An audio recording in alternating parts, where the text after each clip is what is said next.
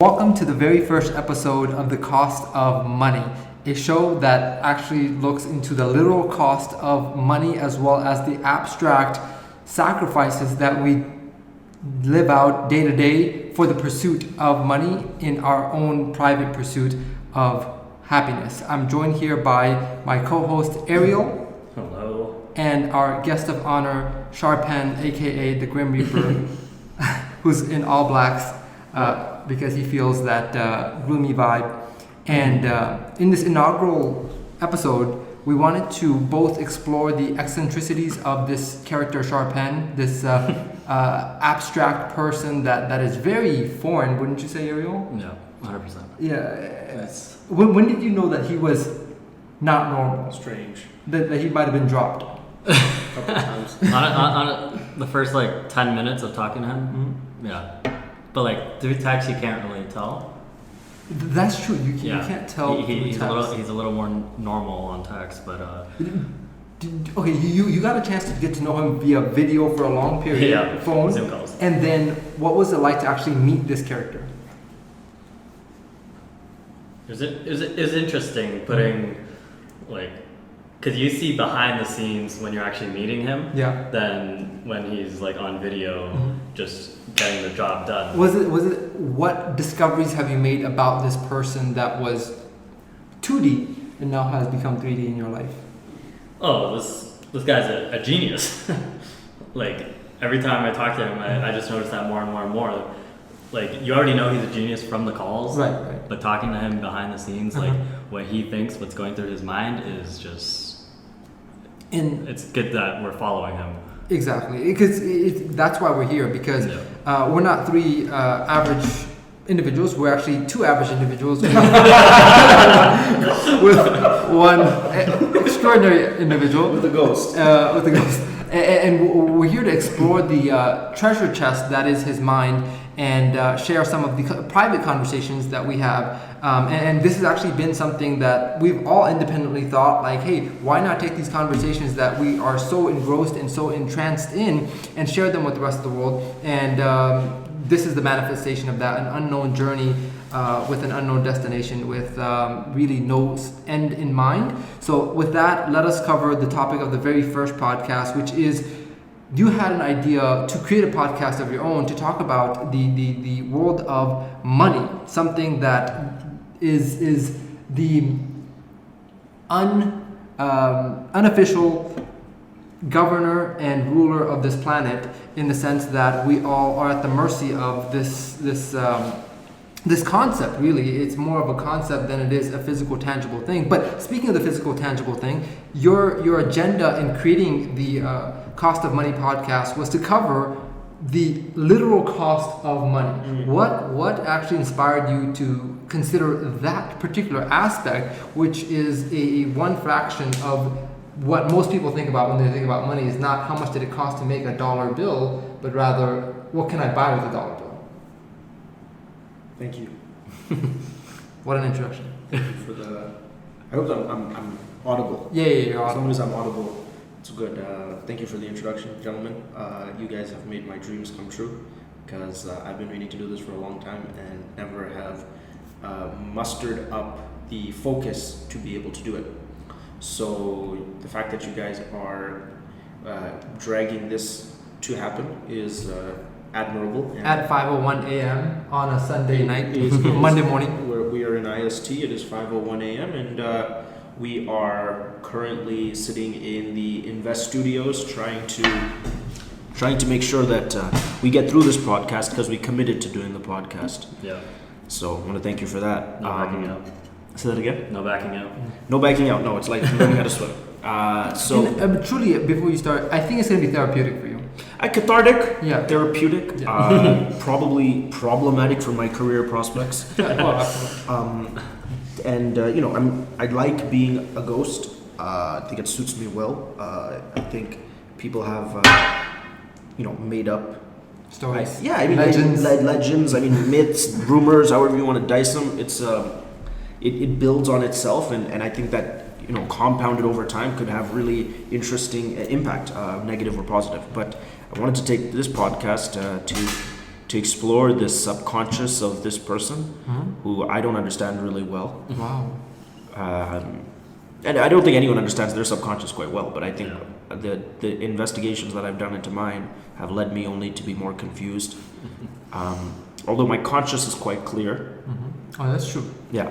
It is more clear than Most people. Yeah, it was probably anyone that I've ever met actually. So my conscious is quite clear, but the depths of the subconscious is what we want to explore. This reminds me of the very famous quote by Socrates: "A life unexamined is not worth living." Definitely not. And he died as soon as he felt that That it was done. Yeah. Yeah. And what a remarkable accomplishment to die on time. So with willingness. correct. So okay, to answer the question, what inspired me to think about the cost of money as an idea? First of all, I thought it was a marketing, very cool marketing stunt to call something the cost of money when people don't think money has a cost. Yeah. I would say that when you think about money, or when a normal person would think about money, they think about value. Value is what can be abstracted, or better yet, projected into the medium of exchange, which is money. If you talk to an economist, he'll say money or modern currency is a medium of exchange. So I found that concept very interesting because from a technical perspective or from an economic perspective, it is what people use it as a metaphorical perspective. And in no way is it tangible economically, nor is it tangible metaphorically. But people create solidness from something that is shapeless. It's a very profound skill of the human mind. So what I mean by that is, from an economic perspective, without getting too deep into the technicalities because we're trying to avoid that, but from a technical perspective, money or modern currency is a medium of exchange between two parties that cannot exchange directly. Right. Someone has corn. Correct. Exactly. Someone has corn. Got it. You got chicken. I got corn. I want your chicken. You want my corn. However, trading chicken for corn is very difficult because there isn't a clear standard of how much corn equals how much chicken. Right. Yeah. And does that standard then get adopted everywhere by every chicken and corn farmer? I mean, just a tremendous amount of difficulties that we experienced before we invented modern currency. And so money became a medium of exchange. So you're essentially getting into the medium of exchange to get out of the medium of exchange. Yes, a more universal medium of exchange than one in which everyone has their own currency system. Correct. So in other words, I have corn. The value I've created is my corn. I farmed it, I grew, whatever, I have it now. So I put in labor, I put in time, I put in maybe raw capital, and I got my corn. So the corn is an additive to an economic construct. Then I'm seeking chickens. Okay. Yeah. And the means of acquiring these chickens are going into a monetary system and coming out of a monetary system, because chickens are not governed by money, and nor is corn. However, to go from chickens to corn, you require money. Wow. Okay, so essentially, start with the end in mind type of idea is that I really wanted chicken all along, and the money seemed to be a way to get there. Okay, so fine. you trade your corn for money, and you get the money to get the corn. I mean, to get the chicken. Forgive me. Yes, and that is literally the definition of how currency constructs exchange. Now, metaphorically speaking, in modern context, that's kind of the evolution of bartering. I mean, for the evolution from bartering to what we would call like modern monetary systems. But if, metaphorically speaking, if you were to ask a person, "Hey, what do you think? What does money mean to you?" Or what do you project onto money? They would project goals. Goals. Absolutely. They would project objectives. They would project things they want to acquire. And that seems very, very identical to the actual definition of money, which is a medium of exchange. So I wanted to juxtapose those two things and talk about them. One is something that most people don't care about, which is the literal cost of production of money. Yep. And the other one is something that people breathe for. It's the reason that they have to leave their families. It's the reason it shapes so much of their lives. It dictates every hour of their day. Yep. Every decision that they make, from relationship Yep. to where they live, to Yeah. what they're able to do with their limited time on this planet. Now, one thing that has bugged me is, even as an entrepreneur, there is this concept of the pursuit of money as like why waste your life pursuing these pieces of paper with dead presidents or dead people's faces on it. Yeah. And I think as cool as it sounds to say that, Yeah. it misses the point of, it doesn't matter what the actual tangible element of the money is. Yeah. It's the concept Yeah. of a store of value. Yeah. And so whether it was literal gold, Yeah. which may sound better, like, yeah, I have an actual, what is gold? Like, why do you care about gold? Yeah. Like, there's nothing you can do with it. Yeah. So it's not that gold is better than the paper fiat money. It's that it doesn't matter what we select. It's that we have consensus over this mass delusion Yeah. of we choose to value this thing and not the leaves on the tree that is too abundant to consider of any value. So what I wanted to know is,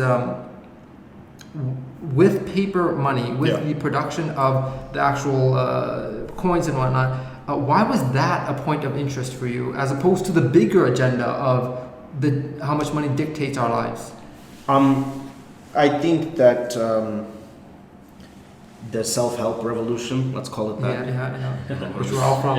Yeah. Let's call it self-help revolution, has glorified the pursuit of success or money. If those are interchangeable for some people, right? So I didn't feel the need to expostulate that element.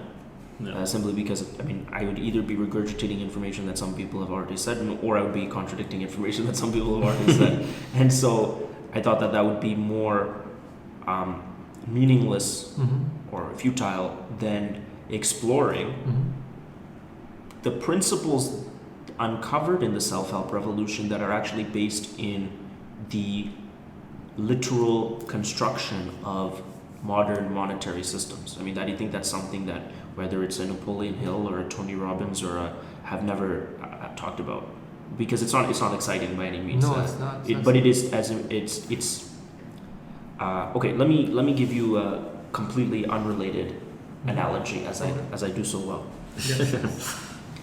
The idea of money as a motivation, or as what you're talking about, the greater aspiration, Right. is so quintessentially baked into our biology. I would even go as far as definitely our psychology, but I would probably say biology, that we develop vernacular and we develop an understanding, an intuitive understanding of what money is without being able to explain it. That is common amongst things that are native to the human condition. They are, so if I was to ask an average person, why is marriage good?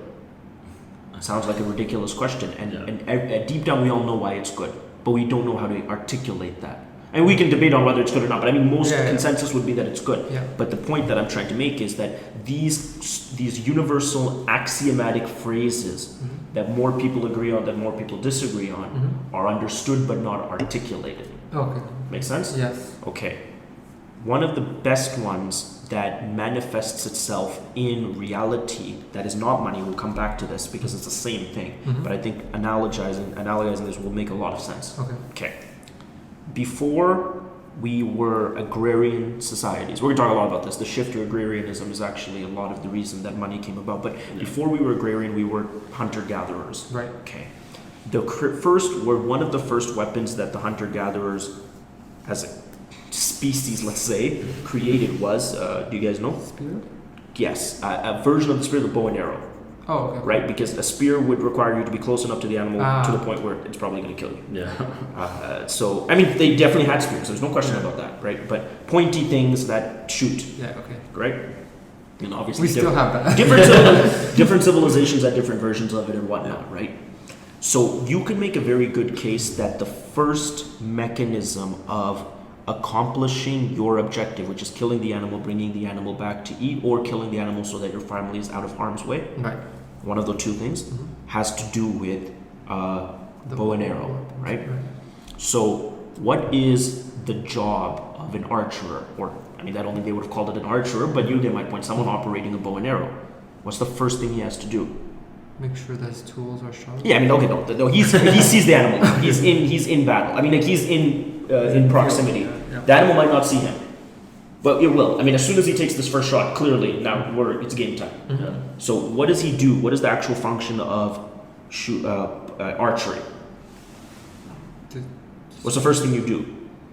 to track. And Yeah, you look, you find, okay, he's over there, the bear or whatever you're trying to kill is over there, and then you must pull back the bow and aim. Yeah.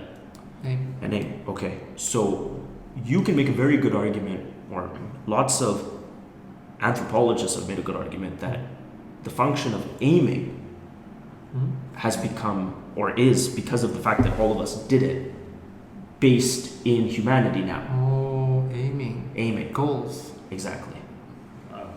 So what a circuitous analogy. I mean, that's actually that's the analogy. It's the analogy to what we're talking about, but that's actually fact too. You know what I mean? Yeah. That was that's not it's not an analogy independently, but of course, You hit your relatively goals speaking, to it's an survive. analogy. But so aiming became human. It became almost revered and. Oh, it's respected. the primal objective, Yeah. primal characteristic. No, but people in those hunter-gatherer societies who were aimers, good aimers. Yeah, well, you had to be. Yeah, or But that's all you were. Oh, okay. There was no farming. Yeah. You get my point? Yeah. So if you couldn't aim, you couldn't survive. Yes or no? No. I mean, very rarely are you going to kill an animal with their bare hands, Yeah. right? That didn't work out so well. That's why we invented tools, right? Yeah. So aiming, because so much of our history is based in archery, it became over dozens of generations, I mean, many generations, became baked into our psychology, and I would go as far as to say biology, but no question about it, psychology. So now when we look at aiming and goals, it is not just something that we do because we're a modern society looking to accomplish things. We do it because that's all we know how to do.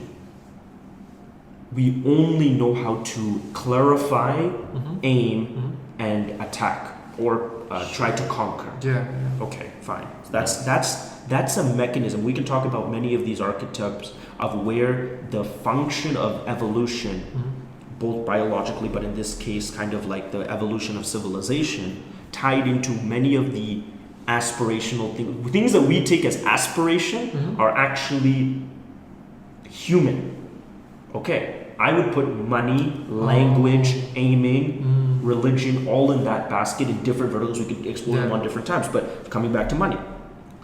Now, money is really when we experience the shift from a hunter-gatherer society to an agrarian society. Now, obviously, the invention of farming is probably maybe the most important invention of all time, but definitely had more to do with the way that our civilization looks today than anything else. I mean, the fact that we live close together is because we wanted to farm, and the fact that we needed to create cities is because we wanted to farm, and we needed fertilization and water systems because we needed to farm. Apart from that, if you're only caring about yourself and caring about today, i.e. hunter-gatherers, you don't need to build any of these constructions. In fact, the modern language is so proficient is definitely because we wanted to live together. Hunter-gatherers don't need to communicate very much at all. Actually, Sign language or. at most. I mean, what's the necessity? You are not exchanging, right? In fact, you're quiet when you're hunting. Quite quiet, yes.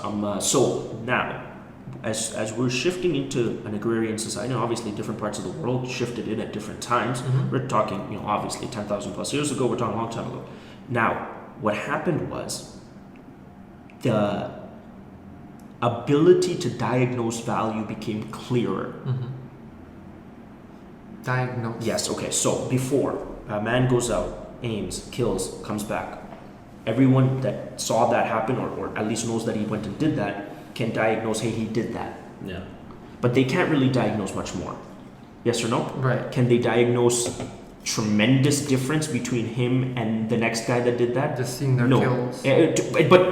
But if within the mechanism of their kill, you couldn't even diagnose too much. Right. So at the end of the day, the only thing that you diagnose is that the guy that didn't come back is now dead. Yes, right? Yeah. But everyone that came back is more or less the same. Right. Yeah. Because the diagnostics, the instruments that society used to diagnose those performances Right. were not precise or very vague, actually, very dull. Okay, now we move towards agrarianism. And agrarianism, because it's highly productive compared to hunter-gathering, gave people incentive and the ability to say, well, you're a really good farmer. Yeah, yeah. And Ariel's farming the same thing, but he can't farm to save his life. Yes or no? It's mesmerizing that you and him are neighbors, but you're like producing tremendous more crops than him. And that is the inception of, I would say, social value creation. Because apart from the fact that now you have a lot more food than him, Yeah. you are now the ability to trigger a self-fulfilling prophecy was conceived. I see that I aim for something And you're good at it. Yeah. Because as a hunter-gatherer, he goes, both of you go and kill, bring it back today. I have no chance of betting that you guys can do that tomorrow any better than anyone else. Oh, okay. It's a repeatable skill. It's a skill. It's an unrepeatable, like, Yeah, the hunter-gatherer. any day you can go out and any day, no matter how great you are, you can get killed. Whereas in farming, it was advantageous for me observing you two to continue, which would invariably success. Yeah, more. Way more. Unless I read some farming books. I mean, and he's now at a disadvantage. No matter what, he's at a tremendous disadvantage because you have been able to prove your capacity, Which. and the instruments of proving that are now sharp. Yeah. Okay. To illustrate those instruments, we created money. To say that Sal is a good farmer compared to Ariel, before even the necessity to exchange corn and we became so specialized of an economy, I'm just saying the ability for me to, as a viewer, as an observer, to say that Sal's a good farmer because he produces more crops compared to Ariel, had to manifest itself in something that we all agreed upon. Which is the value. Early forms of money, coins and what, like shells and things that were scarce. So now, not only did you have more food, and your family was more living in more luxury than the farmer who's not efficient, you had tremendous amount of market validation from people considering you to be good at your job. That is more important than the actual fact that you've created so much food. Wow. Because now it's going to compound on yourself. Yeah. The fact that everyone thinks you're a good farmer will make you nothing but a better farmer. Yeah. And the self-fulfilling prophecy of things like what Malcolm Gladwell talks in The Outliers becomes very true. Because of some very obscure event, now you've gone down the pathway of success, or what looks to be successful. And he, of course, can change the trajectory in his life, but it's much more difficult for him now to do that. And the money came in as to represent that difference. The fact that you are better than him enough for society to push you down a path of success. And you are so much tremendously more successful than him. And money is a mechanism of representing that. That is why today we conceive of money as a mechanism of buying things, but it is not. I mean, of course it is, but that's just a very shallow representation of it. What it really is it's the singular instrument of proving what your value is to everyone, which is very important to you. And it goes back thousands of years, and it is embedded into your neural pathways that my stature, I can't even say contribution, but my ability, my aptitude is baked into the concept of social validation in the form of money. And so it's very important that we take into consideration what the evolution of that social construct is, because money is a social construct, obviously. Yeah. But the way that it evolved has so much to do with the human condition, as I just described. And that was just the earliest form of money, when we're shifting into agrarianism, and then we got into exchange and complex economies and XYZ. So I'm fascinated much more by how biology and psychology and sociometry shaped hard currency than I am the other way around, because I have very clear understandings that we made money. Money did not create us. Well, the society runs as if Money created you. Money And- created but you. society also thinks God created you. Yeah. no. Before we get Different discussion. Different discussion. Different podcast. Different podcast. Before we go down that road, slippery slope, I do want to get a perspective of someone that could represent the evolution of an individual in their awareness of money, in their coming to understanding the global impact that money has on humanity, and going from maybe someone that was in the traditional path of just becoming one who operates within the system of monetary pursuits, and stepping out and viewing it from now a perspective of, wait a second, money is not as dictatorial as it may be, because I have much more control over this element which most people are at the mercy of. So, Ariel, I wanted to know, were you always entrepreneurial, or did you wake up to understand, hey, money is not something that I have to be at the enslavement of? There's a quote that was in the book of Money, Master the Game by Tony Robbins that says, money is a great servant but Horrible master. Horrible master. Yeah. So was there ever a awakening point? Because I remember my awakening point very clearly. I don't know if you were ever born to be ever awake. You might have always been. I might be Woke. sleeping. You might still be sleeping. I might, as I deal with humanity, fall more into a deep trance. Oh, wow. Maybe we Deeper were all trance. born. Maybe we were all born quite awake. Wow. I'm not even trying to be philosophical. I'm just saying, it's like, That's- what makes it so legitimate that you seek awake, like you are getting more awake? If anything, you're being put to sleep. Damn. Tweet that. Yes. So I wish I had a Twitter. Someone should manage my Twitter. No. We should get to that. This is what's happening with our people in power. You know, they're having way too much. Me on Twitter? Oh man.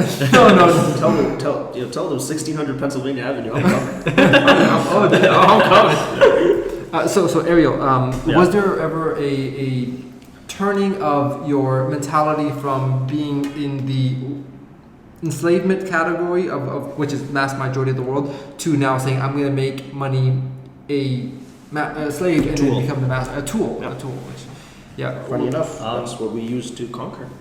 tools. Yeah. I want to say that I found out like the entrepreneurship side of me very young, and the real turning point for me of understanding how I was going to do it, or the process of which I was going to do it, is when I watched The Wolf of Wall Street. That's when I'm like, investing. And that's what really brought me into this world, because I've always been entrepreneurship. I saw my mom do network marketing. My mom always doing these different industries. To master money. Yeah, real estate, insurance, network marketing, all these type of things. So I was exposed to it very young. Very fortunate. But the real turning point for me was when I watched that movie, and I was like, okay, investing. How can I invest? How can I get into it? And as you Before we dive into what that resulted in, what about that movie? Was there a particular scene? Was there a particular feeling? What about that triggered, hey, I want this in my life? there is just seeing the Freedom? freedom. It was freedom, because I myself Grim Reaper. I love chocolate. I myself have never wanted to work a job, but I didn't know how to not work a job until I saw really the behind the scenes of investing. And I know that's not the best representation of it, but it's still a look into it, and that's what I think really showed me. So from that point, how did you shape your decision making from such a now more vivid view of what life could be like? Not saying that that's the life that you wanted of Jordan Belfort. Once I watched that movie, I started just Google, YouTube, how to invest, what to invest in, and I was always doing that for several years. I forgot when it came out. I don't know what year it came out, but I was very young, and I always was wanting to know how to invest, and it wasn't until network marketing that I actually learned how to invest, and that's when my life really took off. Wow. So you were lit up and you were seeking a pathway in which Yeah. you could actually get to those, and like I was saying, Sharpan, like that is predominantly what the world is interested in, and we want to dive into the mass majority of listeners who are in Ariel's scenario, because most likely you are much more awake than the common sheeple who is at the mercy of money. I remember when I was working it wasn't a 9 to 5, it was actually more of a 10:30 p.m. to a graveyard shift, to 8 a.m.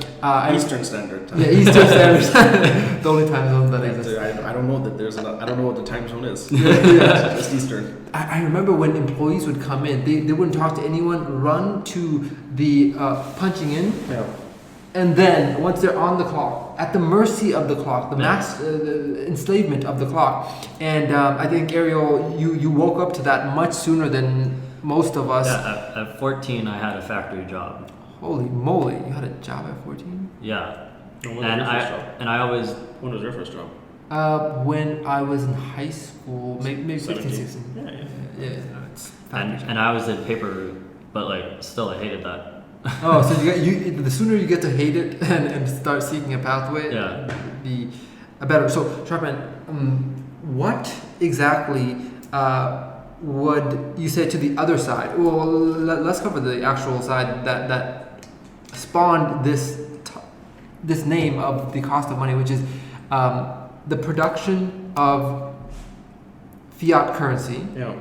And then we'll dive into the Ariel side, the mass majority of actual practical topics of what are the intangible costs of money that we give up every single day, whether it's time with our family members, whether it's our health, whether it's leisurely time or sleep or whatever those things that we sacrifice for the pursuit of a Wolf of Wall Street life. So the practical and the actual cost of money. What are they in your investigations, and what have you discovered about the efficiencies or the pointless production of what is, I think, like less than 10% of all money is actual paper and coins. So what have you discovered in your research of the actual literal cost of money production? It's tremendously time consuming, more than like costing the government money to make money. Mm-hmm. Yeah. It's very time consuming. Mm-hmm. You have to just remember that it's not just the process of printing money in a mint, which happens to some degree now, but not as much as it used to, because a lot of money can now be issued digitally. But you also have to, okay, so let's say the Fed prints a certain amount of money, which it does, obviously, that's its job. But now, how does it get to the Treasury? How does it get to Chase? How does it get to Wells Fargo? Someone has to transport it there. So someone's paying that person to transport it there. So how now? Jobs. Yeah, but is that a regular car that they're transporting Oh, that no. in? Absolutely not. That's a very high security armored vehicle, and so that's very expensive. Now you're burning petroleum to transport paper from Washington or from the state mint to all over the country, and that happens in every country, of course. Tremendously expensive and time consuming. So there's lots of fuel being burned, both mentally and literally, to not print just the money, but to get it everywhere. Now, obviously, with digitally issued fiat currency, that doesn't happen. It makes it a lot cheaper, which makes governments more incentivized to move towards that. Oh, that's nice. Right. Government incentivized. Yeah. It makes sense, right? It's cheaper. The cost of money is difficult to elaborate on without understanding what does the cost of the production of money mean for the economy. And I mean, I don't want to, again, dive deep into the equilibrium that is the economy, but I would say that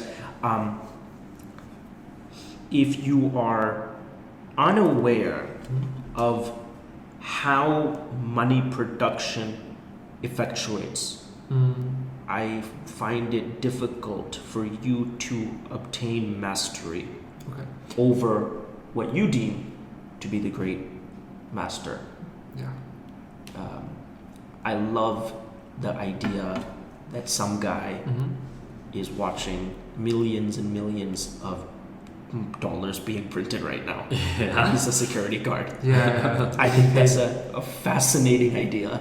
That some security guard is just watching that. Obviously, he wouldn't dare to take any, but No. he's just watching it. No. And to him, watching the printing of millions of dollars, and obviously over his lifetime, hundreds of billions of dollars, which are then going to be circulated all over across the country, and obviously all over across the world if it's US dollars, is the equivalent of the security guy that watches over my building. That is how insignificant the production of money should be. However, somehow between the time that the ink is pressed on a note and by the time your employer hands it to you, it is now metamorphosized in your conscious or collective conscious to be the great ruler of your life. You know, Now, without understanding how that occurred, you will be at peril if you just try to say, well, okay, my boss gave me money, but I shouldn't be worried about punching in because I'm in control of my life.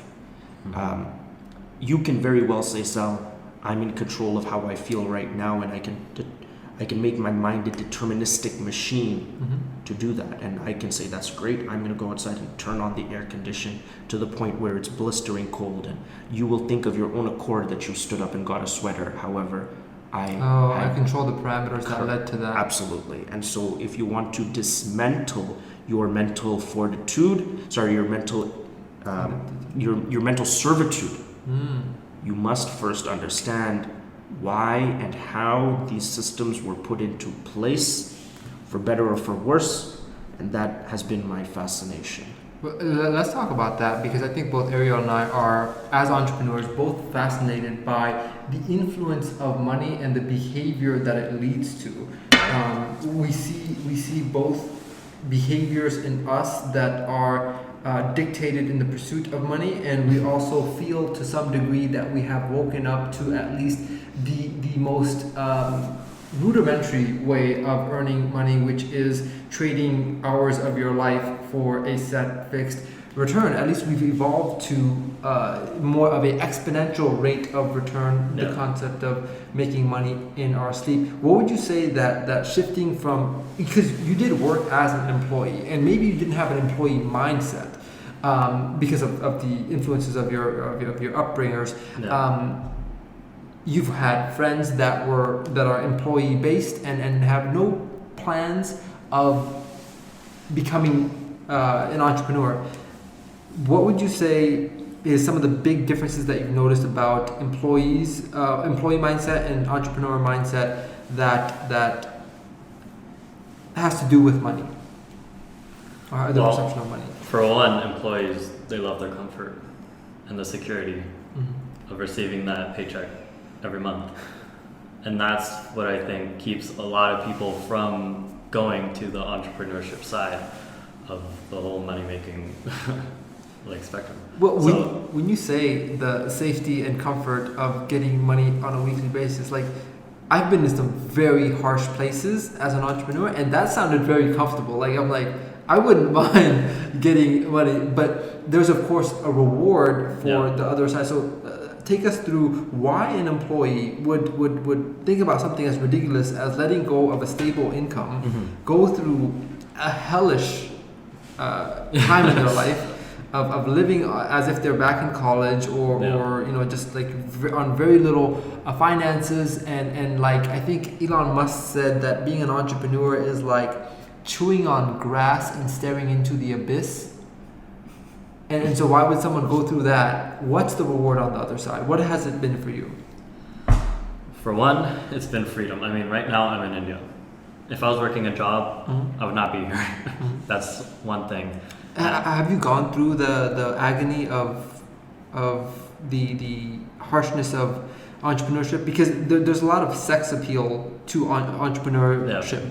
But many people miss the reality of what it takes on the back end, sleepless nights and that sort of stuff. So tell us why it's worth such an employee to leave a comfort zone, to go through that hellish period, and take us through your journey of why every time you've gone through something harsh, you've justified it for the pursuit of where you're headed. Well, here's the thing: as an employee, you're not risking the security of your money, but you're risking your time, you're risking really your own freedom to have that security. Enslavement, exactly.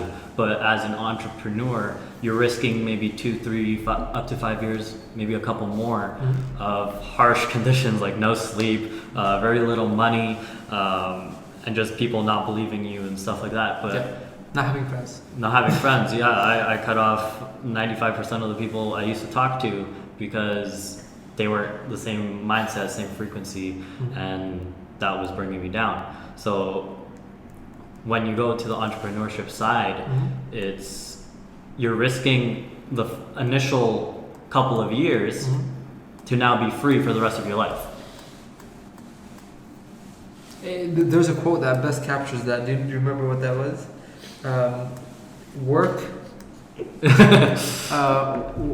like no one else. Work for a few years like no one else would, so that you can. I know the quote. I just don't want to say it. Okay, well, why? Do you have a biasness towards the reality of that? Because it's basically the pursuit. It's like the mentality of a diet and not a lifestyle change. It's basically, I'm doing this for a short period of time as a means to an end, and not because this is what my life is, and this is because that sounds like a Sharp Hand thing. Why would you stop being you after it's like? It's like saving sex for your old age. Yeah. So in your case, how do you view the whole somehow self-improvement has gotten very interlinked with the pursuit of entrepreneurship, and which makes no sense. It really doesn't. Why can't I improve myself because I guess it ties into. Can you improve yourself without without being an entrepreneur as an employee? I think many people would frown upon that. Like, yeah, of course you can. I mean, first you of all, can, but it's. Let me go against everything that you guys have said, and that maybe you've ever learned, or that everyone on this call that's self-help bug. Oh damn! He's taking on an industry now. I'm also taking on the network marketing industry. Oh no! 2 industries that I love, by the way. Oh Well, network marketing and self-help. But let me explain something to you. Okay? There's nothing remotely interesting about being an entrepreneur. There's nothing remotely fulfilling about being an entrepreneur that you couldn't find being an employee. An employee is nothing but someone who wholesales their time. An entrepreneur is nothing but someone who retails other people's time. That's it. That is the only distinction. You as an entrepreneur are nothing much more than someone who, correct? Am I right or wrong, right? Yeah. Correct. If I'm an entrepreneur, I buy t-shirts for $4 at wholesale price and I sell them for $6. Yeah. If I'm a labor entrepreneur, I buy time of employees for $15 an hour and I monetize it at $30. Oh, I see. And as an employee, I'm still just selling my time. As an entrepreneur, you're selling other people's time. I guess you have the benefit of leverage, and I understand the power of that. Yeah. So, but there's nothing spectacular. I don't think so. In terms of the idea that you're going to work for a couple of years and then not work, or I mean, I don't know. I'm not saying that. No, I know that's all you're saying. I'm tackling the quote. I'm tackling the quote, right? I'm not tackling your statement. I think that you guys or many people watching this are seeking further specification on quotes like that. Yeah. So that's what I'm saying. I think it's a quote that should be said because it challenges the meta status quo, right? But it's not a quote that should be abided by, in my opinion. Right? So to be very clear. So it goes in contrary to the other more status quo quote, which is trade 40 years of your life, 40 hours a week. Which is also ridiculous. I mean, that's absurd. So that's a better, the quote that we mentioned previously is better in contrast to that, but you're saying even that quote is not something that a true entrepreneur is. No, it has nothing to do with entrepreneur. Okay. I don't know. I don't even understand is an entrepreneur someone who starts their own business? Is that the definition of an entrepreneur? Well, how would you define it, Ariel? Someone who doesn't work for someone else. Okay, fine. So let's say that. Unfortunately, based on my experience, the day I stopped working for someone else, I started working for my customers. Yeah. Wow. So you're still working. Man, my customers are way worse than the ones that I've ever had. Right, customer. I lose your boss's sympathy. Yeah, A morsel of sympathy at least. I've never heard a customer have sympathy for me. It's not even the thing is, you have a boss, you have hundreds. Thousands of bosses. Yes, Yeah. correct. People that have no sympathy, that are completely ruthless, that are not governed by HR manuals.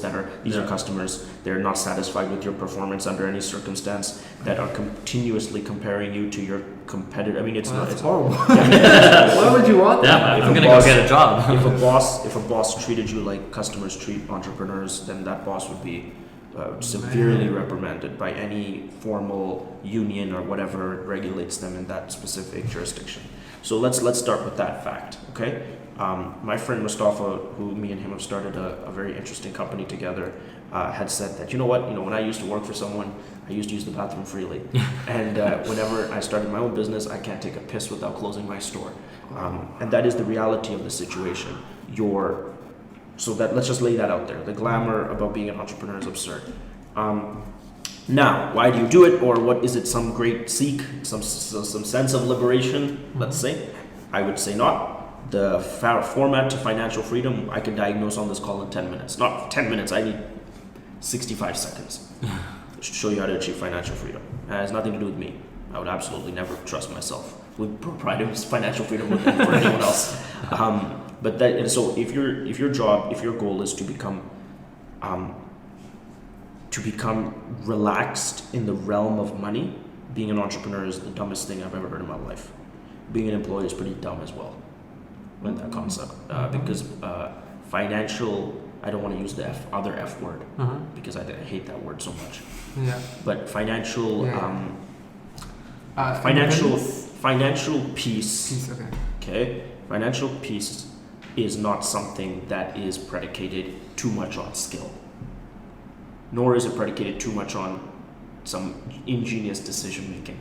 It's predicated much more on spending patterns and how young you start investing. Much more than anything else, right? So we could talk about that. Practically speaking, I could show you how to become financially free in a couple of years with not being an entrepreneur, not being an employee, to be honest. So that it not taking much risk. But that's different. What we're not talking about is like a paradigm shift. We're talking about what makes someone feel free. Yeah. Whether they are free or not is to be seen, but what makes someone feel free. I will tell you, coming back to my original point here, that by virtue we are farmers. That is what built our world. And a farmer is someone whose performance is easily auditable. Yep. And that is what we crave. Maybe not because it's the best, but that's what our society is used to for the better half of millennia. I mean, not better half of millennia, multiple millennia. So the reason entrepreneurship is fulfilling, if you will call it that, is because it gives you the opportunity to express your aptitude much better than an employee could express their aptitude within the confines of a corporation. That's very true, because in there you're not using. No, you're too dear. much of your aptitude. I assure you that if you are working for someone else, it is not your aptitude; it is their aptitude. Whether it's a factory, I love factories a lot. I think factories are like one of the greatest gifts, wonders of the world. My first job was at McDonald's. Absolutely my favorite job I've ever had in my life, and one of the greatest institutions ever built. These are not institutions that require geniuses, right? These are institutions that Were made by geniuses. exactly. Wow. And that is potentially why it's so sexy to seek entrepreneurship, because It's not the money; it's the expression. it's the one's- success or failure. I'll live with it. Yeah. If my crops die, I'm a farmer. I'll live with it. We'll starve. It's my farm.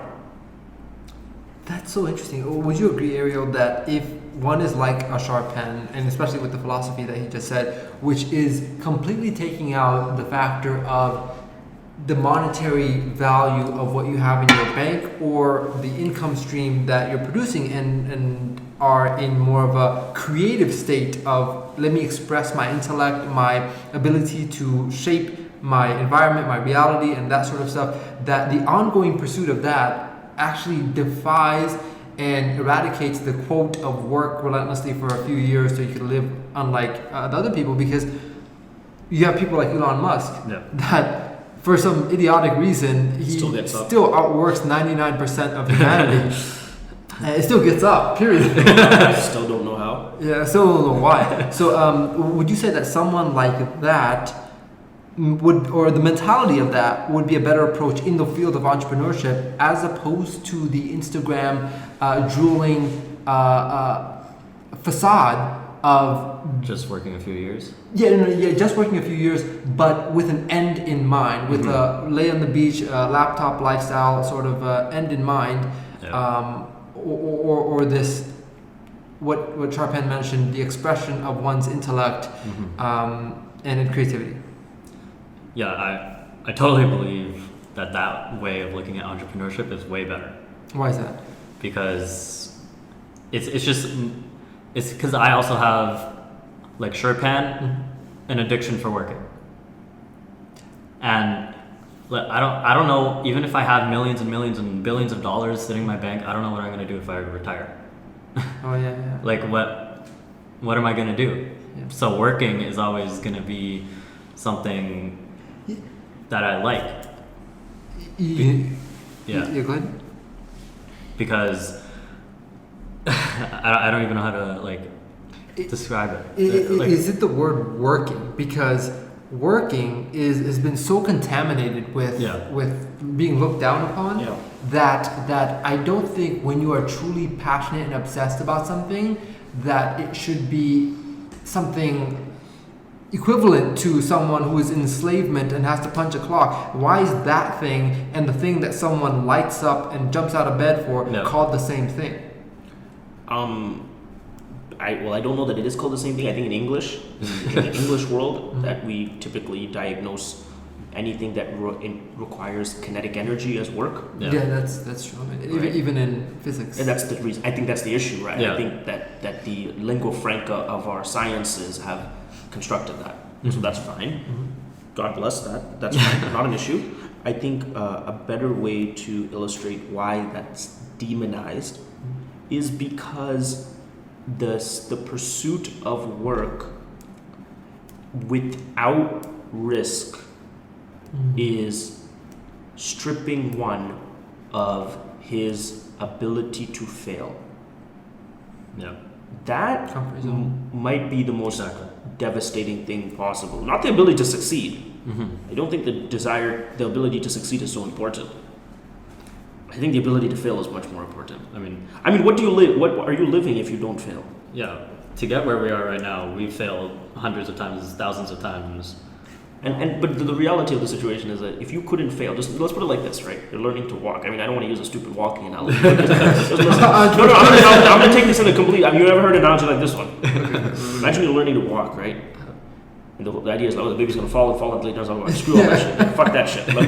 Let me explain what you think is happening when it comes to not being able to feel. It's like your parents never actually let you go and you're walking, but like your parents are holding your hands the entire time, and you're like 8 years old now. Or like riding a bike and they're holding your it's absurd. You know that you're being conned. Yeah. That your accomplishments are meaningless. That your sense of identity is based in a Fugazi ideal. Awazi.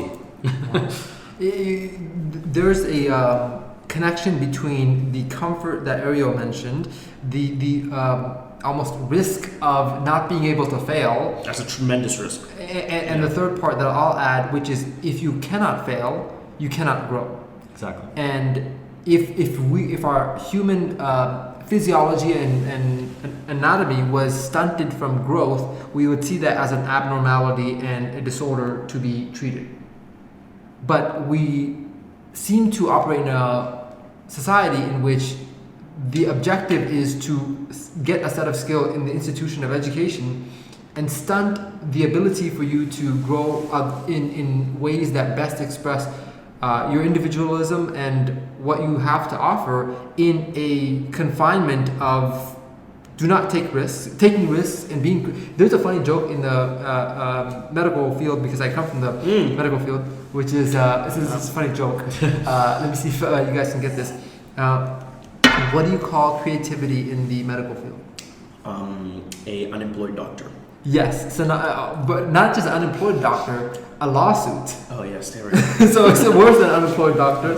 It's someone who's on the other end of a case. So what that does in terms of, I think the reason why we pursue entrepreneurship is innate more than the modern day sex appeal to it, which is it's quite recent, right? That's like 4 years old. It's like, yes, it's so recent. Yeah, that's like 4 years old. It's like the Wolf of Wall Street. Yeah, I honestly think it has to have been after Wolf of Wall Street. And I'm not saying that because of Wolf of Wall Street. I'm saying that's a good timestamp. Yeah. I think what's that movie came out in 2014? Something like that? Yeah, someone should go with that. But yeah, that's like the time, yeah. And it's because of the maybe internet boom. Definitely. Yeah. And so, but it takes away from the true heart of why someone would want to become an entrepreneur. It's to express themselves, the intellect that they've been given, to go out there and be creative and fail. Because how much liberation do you have to suggest something at work, to modify and A/B test your environment without saying, hey, why did you change that? Like I said, this should be this way, and being reprimanded for your creativity. Yeah, I mean, I just still don't understand what an entrepreneur is. And, Would you describe yourself? No, absolutely What not. are you? What are you? what am I? What? What do you classify? What's my occupation? Yeah. Because if you ask me what am I can give you a different answer. No. Let's not. Let's not go down that road right now. What's my occupation? Yeah. Like what do you actually what I tell people, or what I would actually answer? What do you What do I believe? sleep? What do I sleep at night thinking? Yeah. Yeah. Okay. Honestly, I don't think about it. You know, I was gonna say, I'll give does you- it need a label? Like, See, why is your life so miserable that you're an entrepreneur or you're an employee? Like what I find the concept of life to be one filled with tremendous amount of untapped potential, and within confronting that potentiality, I find satisfaction. Right? And I don't want to make it too ephemeral. I would like to answer your question practically, but I think it just doesn't deserve a practical answer. I think it's more like it's when you wake up in the morning and you must call yourself an engineer, a plumber, an entrepreneur. First of all, I don't think entrepreneur is anything better than those positions. Let me just be clear on that, right? So let's be straight up on that front. But more importantly, sorry about that. More importantly, must you be so sad that you must disassociate your existence at some point with your profession? In other words, I'm an entrepreneur because at some point I'm not an entrepreneur anymore, is what you're really trying to say. Yeah. at some point you're not. Let me try to. I honestly I didn't articulate that well enough. Let me try to take another shot. The only reason you want to call yourself an entrepreneur is to at some point put that in the third party. Okay. I am a human, and sometimes I'm an entrepreneur, is what you're trying to say. Yeah. I personally don't believe in that. That's definitely not how I live my life. Right? There is just a Sharpan, and we all know that's just a name. Yeah. Right? Yeah. But let's just call Another pointless label. Yeah, another pointless label. But let's just, for argument's sake, call him a Sharpan. I am a Sharpan that defines my choices second by second in my confrontation with potential. Okay, if you want to call that an entrepreneur, then you must be willing to say that Sharpan's continuum of decision making will define him as such. But to say that I am an entrepreneur by profession and not by existence is absurd, or a very depressed person. I never believed for once that I have a occupation. or a profession. Mhm. I definitely would not classify myself as an entrepreneur.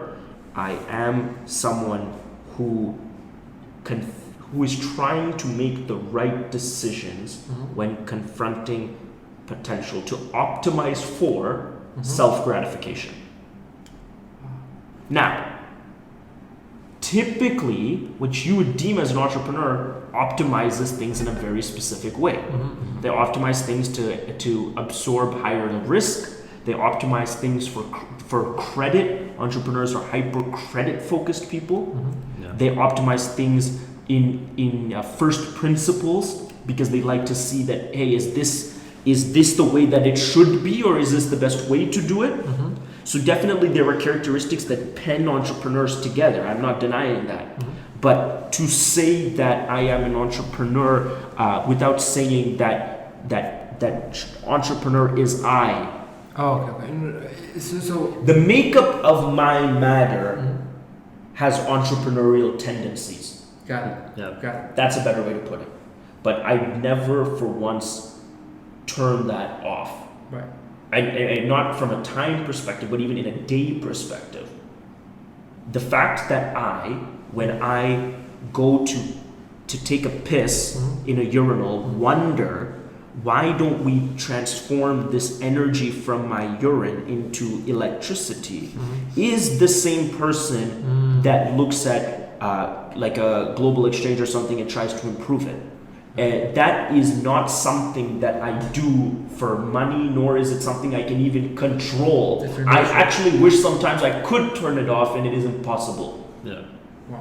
So, and I think to some degree, successful people, successful doctors, successful engineers, successful anyone would define themselves not as someone who is pursuing a profession, but that profession has pursued them, and that unfortunately they make all decisions in life like an engineer. And so the reality of the situation is, yes, I definitely have the temperament of an entrepreneur. Some people have the temperament of a lawyer. Mhm. But I would never for one day call someone a lawyer. I would have to call them lawyer. Mm. Right? Form of identity. It is the fact that you think it's something you try on, Yeah. or that you are for a certain period of time, is absurd. I would I You think, either are or you're not. I mean, and forever. Yeah. Yeah. It's there are some things that are quite objective, right? Your height, your weight, these are objective, like let's say observations. To me, temperament is no different, and my temperament inclines entrepreneurial activities, and some people's temperament inclines the ability to climb mountains or whatnot. Yeah. And I think that nobody's temperament Mhm. inclines them to not take risks. So that is why people admire entrepreneurs. The bravery, Yeah, they are somewhat more willing to live with the what do you call it, the clashback, when you the vitriol Mhm. Yeah. of defining their convictions than most people are. I think there's something admirable about that. As much as there is very much Success admirable stories. things of athletes and artists and politicians who also do the similar thing, which is basically say my ability to express my temperament is more important than your ability to occupy me. I think the great depth of liberation Mhm. is trying to become something. Wow. Wow. You know what's interesting about this is that if you take away the labels, and I've wondered about this. Yeah, I mean, labels are because we don't know a better way Better way of to expressing, yeah. communicate. Yes. Is that labels do so much damage. They confine you into a box, even from simple things like your name, and when people give you a nickname, it's confining you in a box and that sort of stuff. But what if your clothes defines you in a box? All of these labels that we wear on our brands and that sort of stuff, the car that you drive, all of this stuff. What if instead of self-proclaimed labels of what we are, someone asking what's your profession? If now we have the undeserving power of answering that question and leading to a self-delusion of I want to be a Gary Vee. whether I have the tendencies, the biology makeup, or even the desire, or the I may have the appeal of that's really cool, I want that, but not necessarily integrated into who I am. So instead of me answering, hey, I want to be an entrepreneur like Gary Vee, again, a delusion, if others can see my tendencies and say, wow, you are an artist, you are a creator, you are this, I think that would be a lot helpful in terms of well, it seems like you really enjoy doing this, you might be a this, as opposed to us creating our own construct of I want to be this, whether or not my biological makeup or my natural every waking moment is in the pursuit. Like you have to consciously think about, oh, I want to be an entrepreneur, right. Like oh, I want to go hang out with my friends, but all right, I'm trying to be an entrepreneur. Like when we try to fulfill the label that we put for ourselves, it leads to just inefficiencies in what our potentials. Yeah. As opposed to accepting, hey, I might be a great artist, I might be a great whatever you have that tendency that you cannot stop thinking about. You are consumed in its obsession. In you are that hammer, and everything else is a nail to you. If that's not entrepreneurship, or if whatever that is, I think one can take as much glorification and pride in that and not be looked down upon. If it's even charitable acts or whatever the case is, they would be the best at that. And I think without even a label of entrepreneurship, just humans that can do that in the face of so much adversity, so much disapproval, they should be revered. And maybe we call them inaccurately this entrepreneur word, because there isn't a specific way to say that. I mean, to say that all entrepreneurs should be in the world of business. Well, what if somebody wants to go out and become a professional cook or a surfer, or someone who just is something that is extremely unprofitable? Are they not an entrepreneur, or is entrepreneurship tied into the basis of monetary gains? Well, I think the idea of, just to come back to the cost of money, everything that you just said.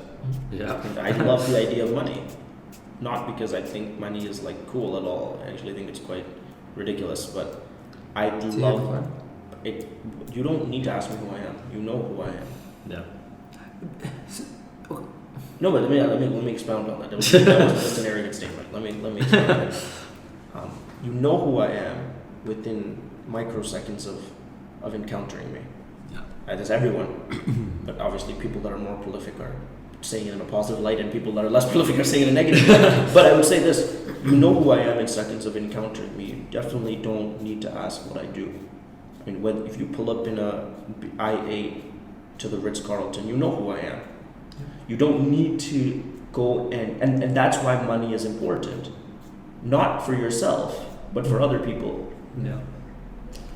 Because money is nothing but crops. As a farmer, Wow. you see who I am. Yeah. Right now, give me the luck. Move your assumption. Move your analysis of me from a benefit of the doubt to, okay, well, the next time he does it, he's going to make it work again. I see. And that's money. The easiest way for me to make you do that is by illustrating that I have accrued money. Does this make sense? Yeah. Yes. You right now, if you're not a cynical person, gives everyone the benefit of the doubt. If you're a cynical person, you will just assume that everyone is not going to make it. Okay, either of those are more or less in alignment with the same thing. You are waiting to see what occurs. Yes or no? Yes. Fine. As soon as someone does it, then at least you must move your analysis from. Yeah. And Elon Musk. And now it's like, well, let's see him fail. Yeah. That's where you want to get to. The Yeah, let's see him fail. Yeah, he's gonna fail. But okay, fine, no problem. But at least now you have to assume he's gonna succeed. Yeah. And that's why money is important. That is the cost of money. The cost of not having money has nothing to do with the things that you can or cannot buy. It even has nothing to do with the stature that the money will endow upon you. It has much more to do with the fact that now you have no evidence that you have done something similar in the past that requires people to acknowledge that it's going to work in the future.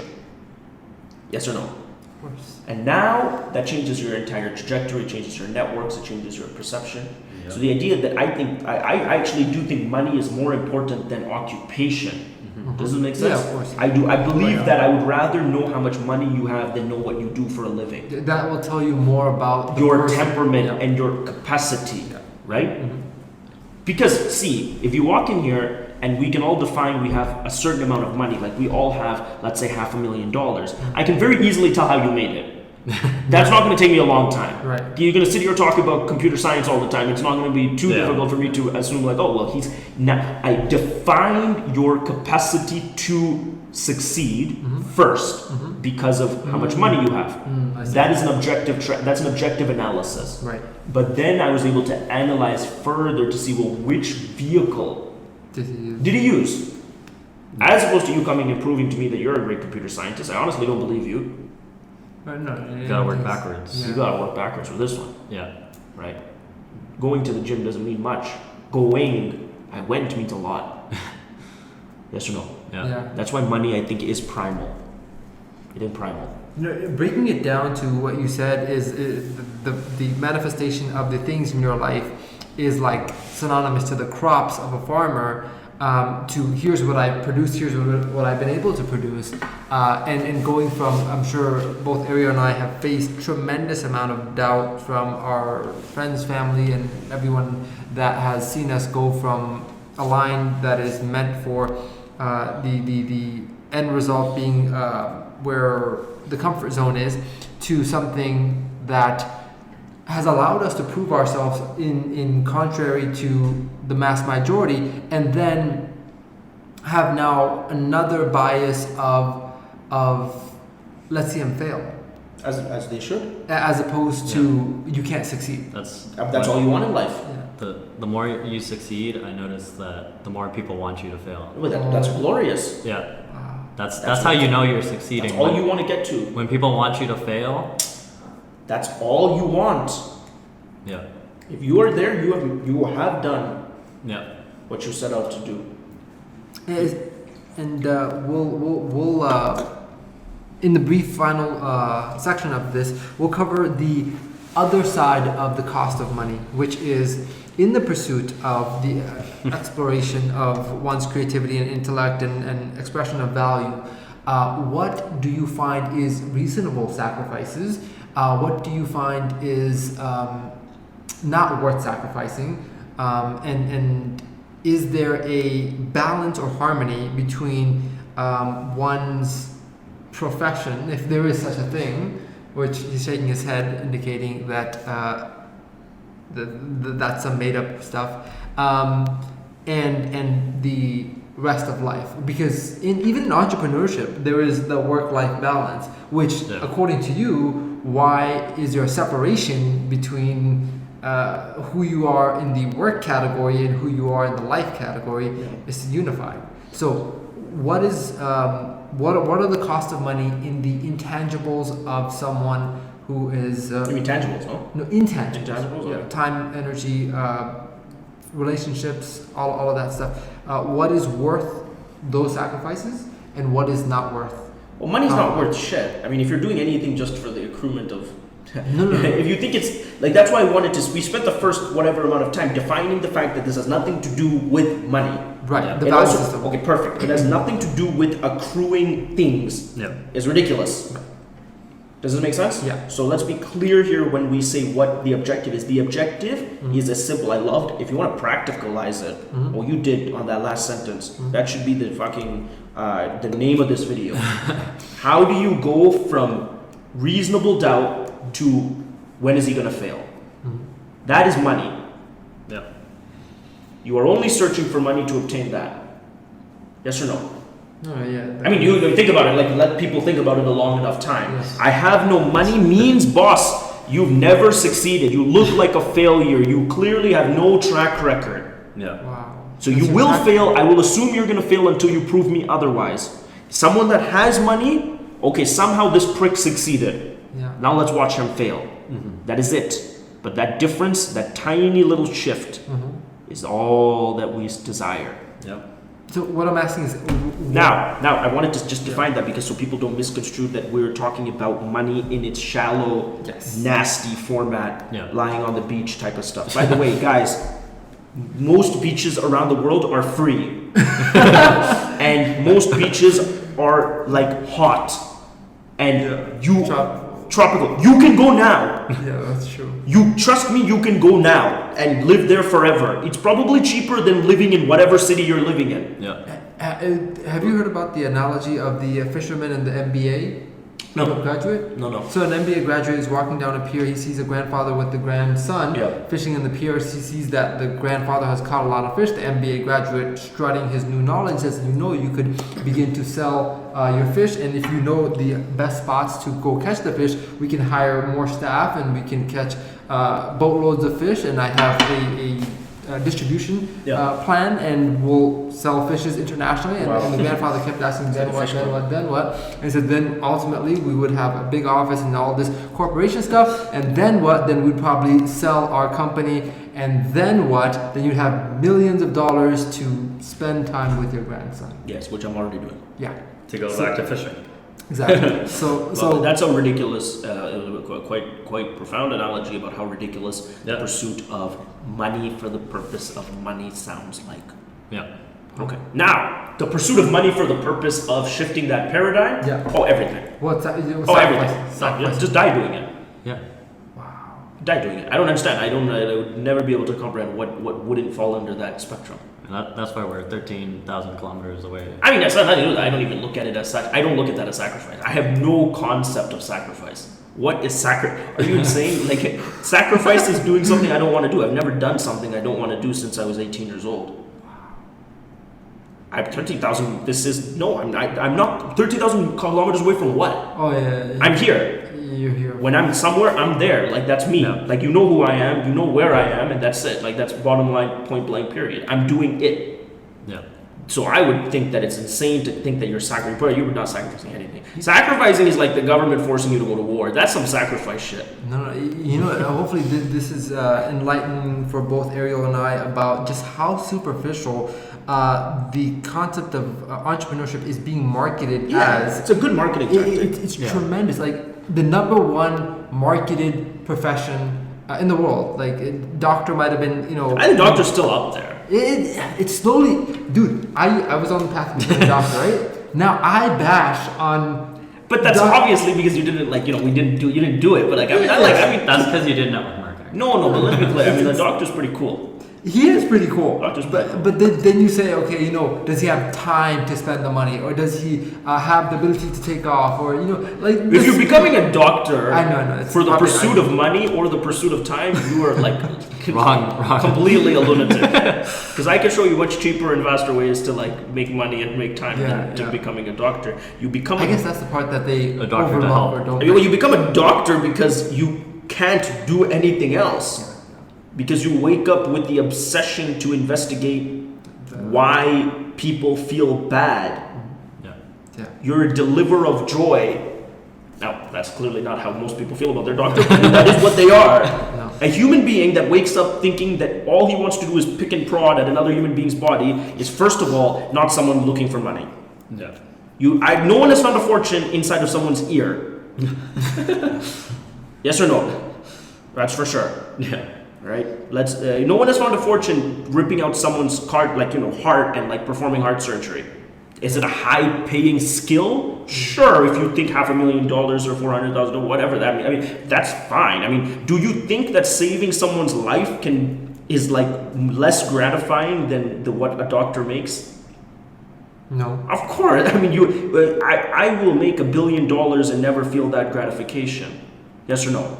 Yep. He can go to the grave saying that Sharpan, you are so many things, but did you ever save a life? Did you ever put someone in an anesthetic state, shove your hand down their ribs and pull out that heart like God himself and breathe life? But no, I can never say that. So I mean, that's why you become a doctor, because you're obsessed with that type of shit. Yeah. Wow, you know what's interesting? I think what you've just mentioned, and I wanted to talk about this because I think we all, the philosophers of a utopia wonder about a moneyless society. Okay. But not necessarily a valueless society. Sure. In that society, whatever you believe that your obsession would be, would it be correct to bring that into your current reality and say, let me follow that path of my obsession? Sorry, I don't understand the question. Can you repeat that? If you can transport yourself to a reality in which there is no need for the production of money, Okay. where your needs are met, Okay. whatever your obsession would be in that reality, Okay. if you could bring that into your current reality, Why not? why not pursue that? But why not? I don't. What? Like, who doesn't do that? Most people No, don't. obviously it's a rhetorical question. But you get my point. Yeah. Like, how can you advise them otherwise? These are they're clinically insane at this point. No. You're saying, why don't you find a way to make a living doing what you like? Yeah. Sounds like rocket science. It's Something Sounds so, like- something sounds so like- simple for us. Yeah. No, it's absurd. It's absurd with the concept that you go and you earn money by working, as whether you're an entrepreneur or you're Bob the janitor, whoever it is. Absurd. You go and be a janitor because you are a janitor by virtue. Beavers build dams. Beavers are considered to be very hardworking, right? Yeah. As an analogy. Yeah. Beavers build dams not because they're hardworking, Because that's what beavers do. wow. And Sharpan does this because Sharpan, this is what he does. You know, So when do you when do you think that you find out what you truly are? Like, as a kid, I think you find out young. I think you know what shit pisses you off, like really young. I think you know what makes you. I look at it like this, right? Because this may be a great way to end it, and also a great answer to your question. Yeah. You write out a spectrum. I give this analogy a lot. I used to give it a lot when I used to be more motivational. Now I'm much more pessimistic. But when I was motivational, okay, you know, in these movies, you always have people hanging off cliffs. Yeah. Yeah. So like somehow you get pushed off a cliff, right? Yeah. Now you're hanging for your life, and the guy that pushed you off walks away because he knows that either you're gonna die or whatnot, right? Yeah. So he's all happy. He thinks you're as good as dead. Well, if you're not dead, he doesn't really care. You're as good as dead, Yeah. right? So now you're hanging off a cliff, and you're like, shit, man, like. Fuck, am I gonna get off this cliff? And like that's obviously when your hands start slipping, right? Right. You've seen, everyone knows this, right? Yes. Okay, so now you start thinking, you're like, shit, okay, what am I gonna get rid of? Because man, I'm mad heavy, right? Like, so you're wearing a backpack. So what's the first thing you do? Yeah. You drop that backpack. Perfect. That is the first element of quote unquote sacrifice that all these people say they perform. Yeah. Sacrifice. Yes. Now you're dropping off the cliff of life. You're realizing that I need to be an entrepreneur. I don't even want to use that word, but I need to be the best doctor I can be. I need to empower myself. So I must sacrifice, right? Right. It's a ridiculous idea of sacrifice. I'm going to show you how stupid it sounds, right? Right. So just like the guy falling off a cliff, you say, no, you know what? I'm going to drop my bag. Because if I drop my bag, the chances of survival increase. Right. If I sacrifice X, Y, Z, the chances of success increase. That's what you're saying. Right. Okay. Yeah. All right, so you drop your bag. Let's make an analogy of that in the spectrum of success. So you've been liberated somehow. You went to Wolf of the Matrix. you went to Wolf of Wall Street, and now you're liberal. Like you have something sparked you. Yeah. Okay, so you're sitting there. Young Ariel is sitting there. He's like okay, clearly there's more to life. Yeah. Now I don't know much about what that is, but there's some shit here that I clearly don't know. But what I do know is that it's going to require quote unquote sacrifice, which is a bunch of baloney. But let me try to explore it. Yeah. So first, Ariel sits there. He makes a list of things that he cares about, right? And on this list, there's everything you can imagine. And this list is not even trichotomized. It's like a tricolon of things going from easiest to give up to hardest to give up. Okay. Okay. So I'm gonna just make the two spectrums of the list. You put everything else in. So the first thing is the easiest thing for him to give up is Big Macs. Just assuming he has this obsession with Big Macs. Okay, it could be anything. It could be something super remedial. What's Big Mac? Big Mac, like a McDonald's. McDonald's burger. Yeah, I mean, How would that help with this? listen, it sacrifice? could have been a video game.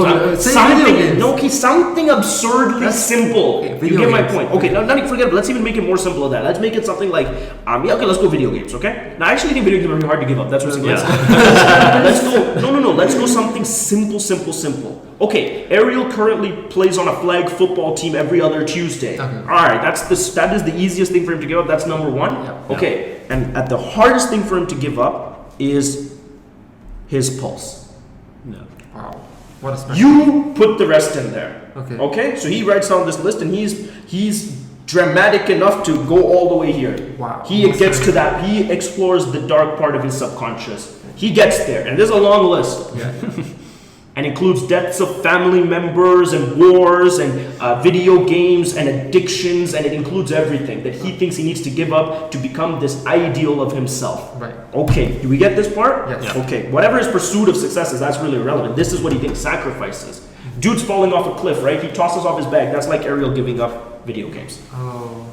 Do you commend him for this? Of course you don't, because it was such a simple sacrifice. Right. Right? Yeah. Even he feels like that. Okay, You yeah. know, like, I know that. Oh, sorry, flag football, whatever. Sorry, Yeah. flag football. I gave up flag football. It's starting somewhere. I'm starting to look like I'm sacrifice on the path to success. Yeah. Just like dude hanging off a cliff is starting to look like He's gonna make it. some hope is there. Yeah. Yeah. And like you're watching the movie, you're like, oh fuck, he's at least probably better off than he was before he had that stupid bag on. But it was Yeah. an obvious move. Obvious move. Doesn't require Standing ovation. not at all. No thought. Okay, but like in life, just like in life, that guy that's falling off a cliff realizes I'm still too heavy. Yes. Okay, shit. All right, what's next? Well, these shoes seem pretty heavy. Let me kick off these shoes. Okay. So he kicks them off. Uh-huh. Ariel says, Next "Okay, thing on gave the up list. flag football. I go party every Friday, Saturday. I probably can give that up, right? Okay, that's taking stuff. Okay, that's cool. Now one was harder than giving up flag football, but he's done it. He's looking better, looking sharper. Guys on the cliff is looking lighter. Then realizes, no, unfortunately, I'm still too heavy. Okay, clothes must go, because better be naked alive than to be dead clothed, right?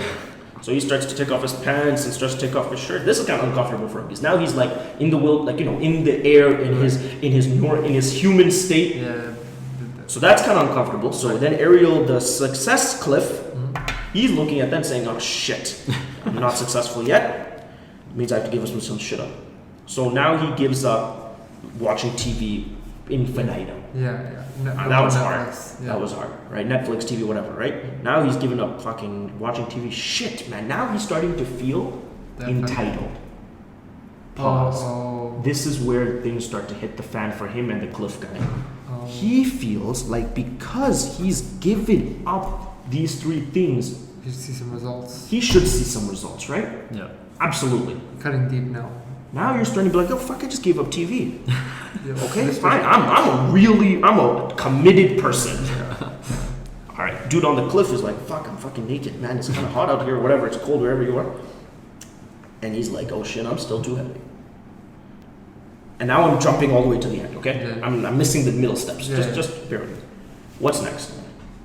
Cliff dude, right?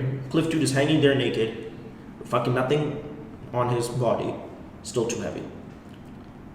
All right, let's just assume he's carrying a knife, just for the Yeah. sake of dramatic. Cut them off. You gotta cut off those legs. Hey boss, you can die a maimed person. I mean, you can live a maimed person, or you're gonna die with legs. This is like some soft stuff. I would No. drop. It's I'd break my legs in. boss. It's not that dramatic. It's actually not that dark. It's a decision you make. Like you're hanging off a cliff. Yeah. What are you gonna do? It's obviously the lucky helicopter coming just in time thing didn't happen. You're waiting for that shit to happen. That's like Ariel saying, "Well, I gave up TV." Yeah. We're success. Yeah, okay, that Where's the okay, limit? fine. Once you stare up into space enough, Yeah. and you realize that you're only getting slipperier. All right, man. So what do you analogize that to? Like a deeper sacrifice. Very deep, Cutting deep. literally cutting deep. All right, I'm gonna give up talking to my family. Just something. It could Move, be anything. I'm gonna move. I'm a fucking move. I'm gone. I'm giving up my childhood. I'm giving up the people that gave birth to me. I'm giving up the entire infrastructure for my existence. Yes or no? Especially the relationship with your mother. Unfortunately, you'll never only have one mother your whole life, right? Whether you like her, hate her, whatever. That's one person. Unfortunately, as much as you try, you'll never be able to replace. You're gonna stay tell her to fuck off. That's like cutting off your legs. Are you gonna try cutting off your legs? Me either. Let's keep it that way. But that sounds painful, does it not? Yeah. Okay, perfect. But this dude cut off his legs. He cut off his legs, and Ariel gave up everything he loved. And guess what? Still too heavy. Wow. And now he's standing there, That's it. looking. No, clearly not standing. Hang. Hanging, and looking into space, and saying, "What the fuck? I gave up everything. You asked me to sacrifice. I don't know who he's talking to, by the way. I'm making it dramatic. You asked me to sacrifice. I fucking sacrifice. Fucking cut my legs off. What else do you want me to do?" And the mysterious voice from above, which is really the narrator of the movie, Or delusion at this point. comes and says, "Boss, you still have one more hand? Take that shit off. Sounds kind of heavy. That hand looks kind of heavy, man." And this guy's like, "Are you fucking serious?" "All right, I'll do it. Better to live." Yeah. Cuts off his hand. Ariel's like, But then you. "Okay, you know what? Fuck it. I will give up. What's deeper than that? I'll fucking work 24/7. I'll just fucking do it. I'll move into my office. I'll work 24/7. I will give up any interaction with humanity. I will do it. I'm that committed to success." Okay. And yet, you're still hanging off a cliff, boss. And yet, you're still too heavy. And you're standing there like, what do I have left? What have I done here? Except give up everything. I'm still not successful. When you. The analogy to draw here, because it's a movie scene that everyone has seen, that's why I like it, Yeah. is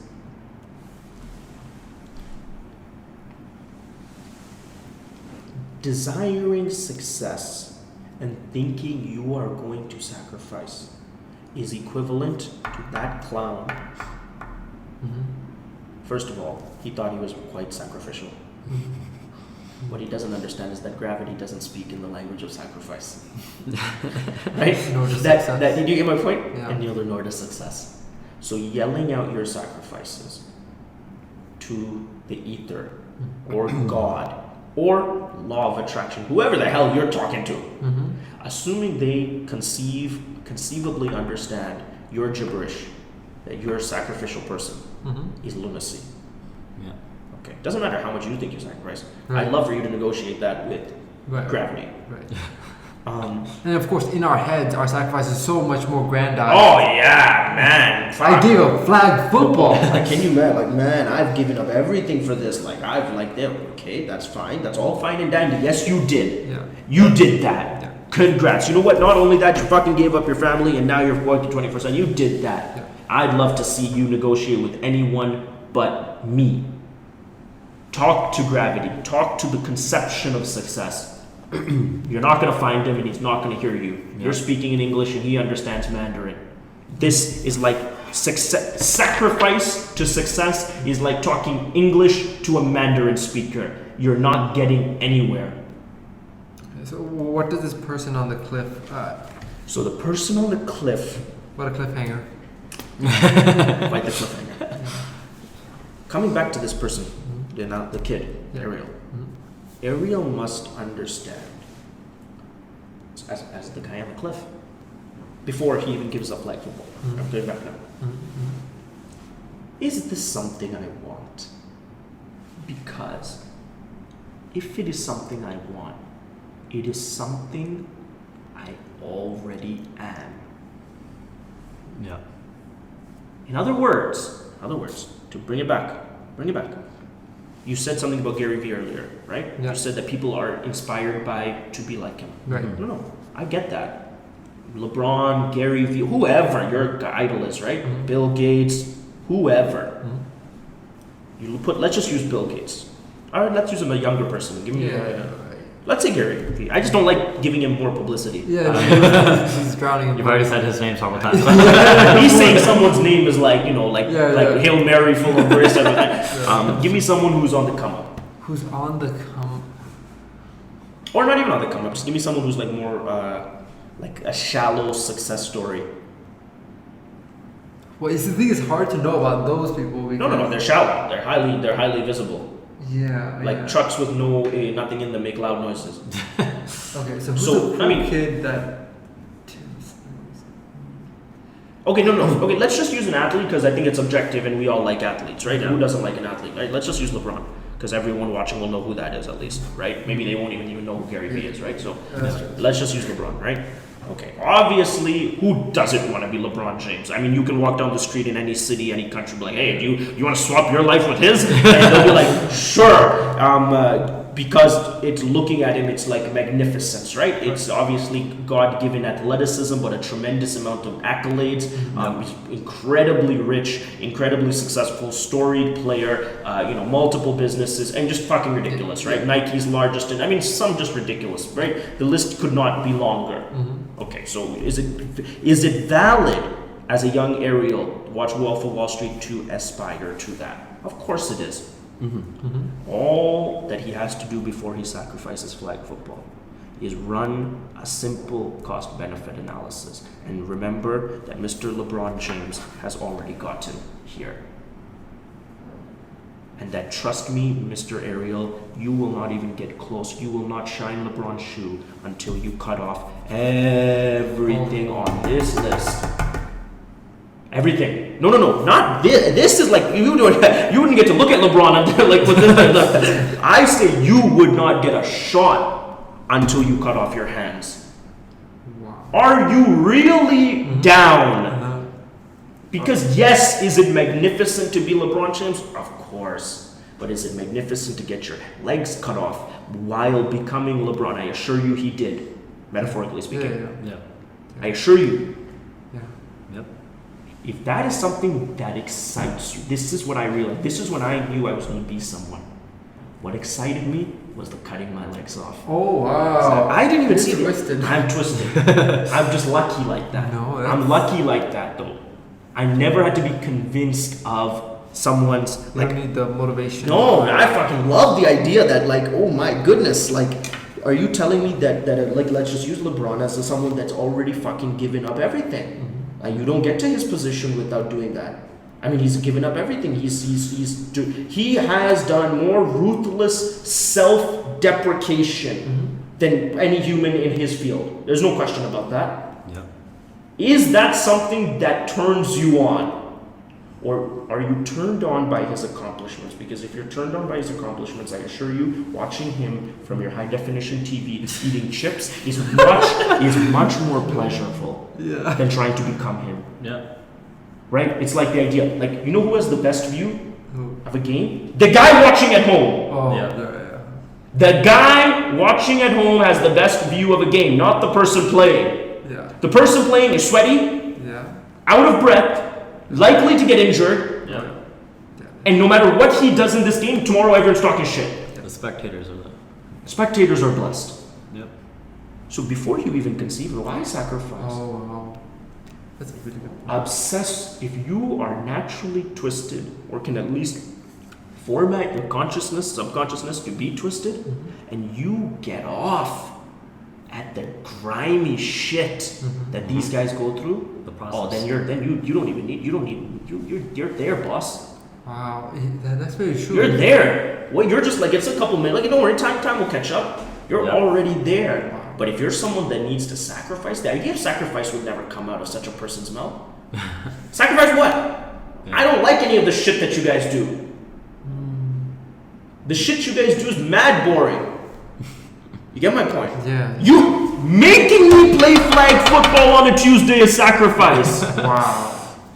You get it? Yeah. Making me talk to my family or not work 24/7 is sacrifice. Holy moly. Oh, That is a painful event. And that is why, unfortunately, there's a specific temperament around people that overachieve in any industry. They're highly sociopathic. Yep.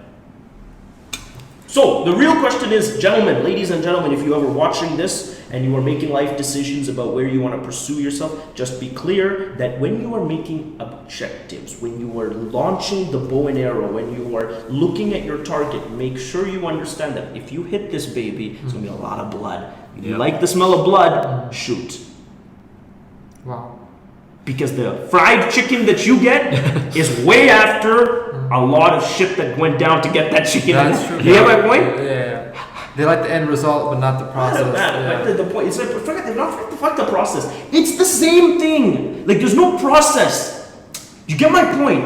It is the LeBron James that is highly storied, historical, rich, famous, successful. That is also legless, metaphorically speaking. Yeah. Yeah. It is not he was legless, And then worked hard, and now he's all of this, and he's now has legs again. No, that shit's gone. You know why I use the analogy? Once you cut off those legs, don't worry, helicopter's coming. You ain't got nothing left. Hope you're happy. And that is money. By the way, the quantification of all of these things is money. The ability to be temperamented like this pays fortunes you cannot imagine. wow.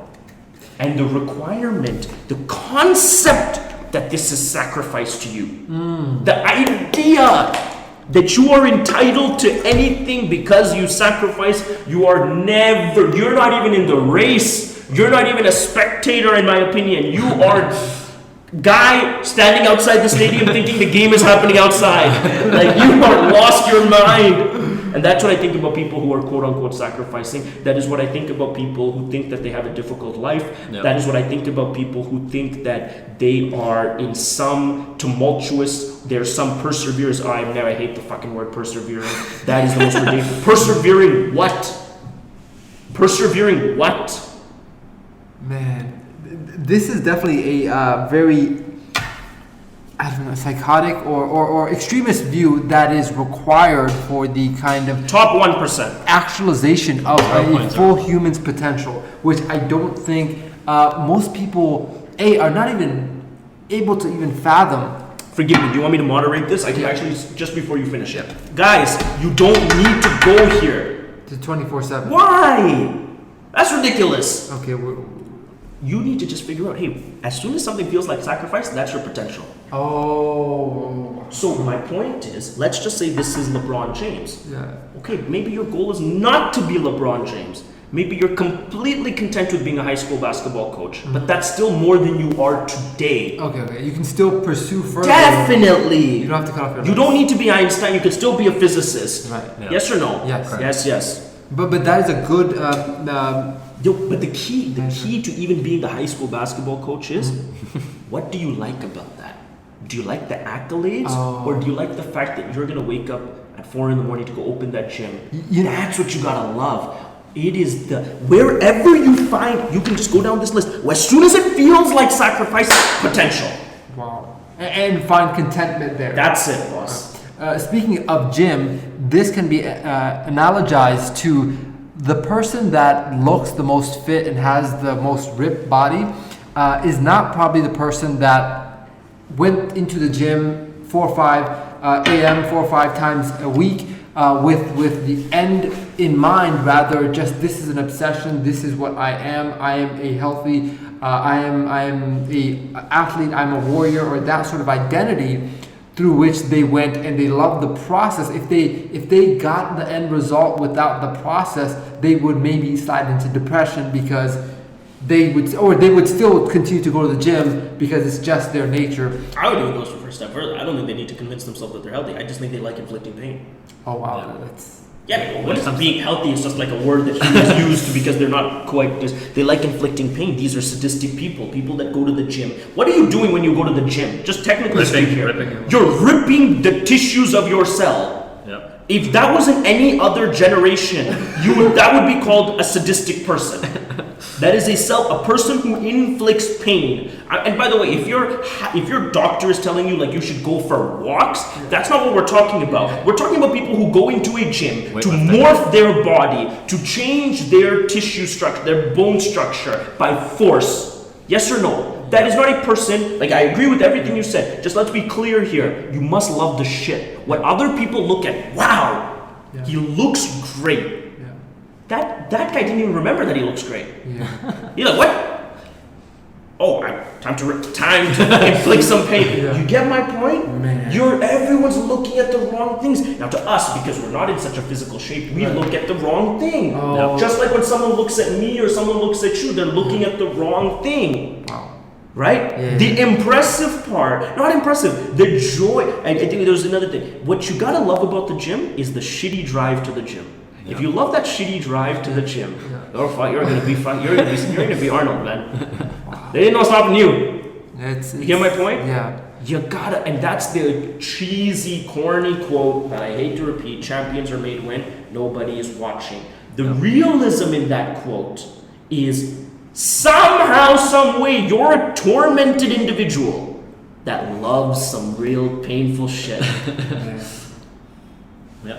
Now, in the King Gym, I love the fact that you use that as and that's why, like, I think an athlete works really well for this. By the way, exactly. I think an athlete works extraordinarily well for this. But man, it's to me, it's just hilarious hearing people trying to accomplish things by grinding it out and like sacrificing things and watching them squabble at remedial sacrifices. Where I would look at anything short of being strapped with the weapon and sent into a war zone, nothing that can be called a sacrifice. That's my opinion, and that just means that's my threshold, is it not? Mm-hmm. Even I have a threshold. Yeah.